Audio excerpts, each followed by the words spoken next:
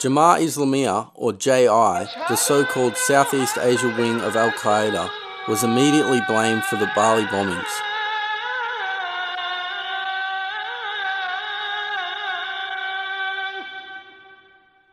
For most people, Jemaah Islamiah is a group of radical Muslim terrorists who hate their freedom.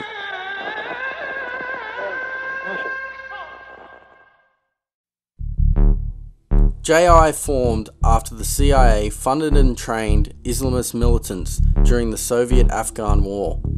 The Bali bombing and the 1993 World Trade Center bombing terrorists linked to the CIA are simply written off as blowback from poor US foreign policy.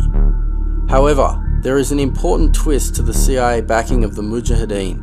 Zbigniew Brzezinski, President Jimmy Carter's national security advisor, revealed this in a 1998 interview to the French magazine Le Nouvel Observateur. According to the official version of history, CIA aid to the Mujahideen began during 1980, that is to say, after the Soviet army invaded Afghanistan, 24th of December 1979. But the reality, closely guarded until now, is completely otherwise. Indeed, it was July 3, 1979 that President Carter signed the first directive for secret aid to the opponents of the pro-Soviet regime in Kabul. And that very day, I wrote a note to the President in which I explained to him that in my opinion, this aid was going to induce a Soviet military intervention.